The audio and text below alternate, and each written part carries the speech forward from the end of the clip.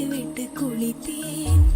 யாரேனும் பார்ப்பார்கள் என்ற கவலை ஏதும் இன்றி கழித்தேன்.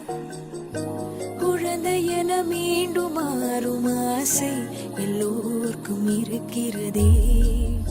சிறந்த சில நொடிகள் வாழ்ந்து விட்டேன் என் உள்ளம் சொல்கிறதே. அழைக்கிற குரலுக்கு வந்து விடவே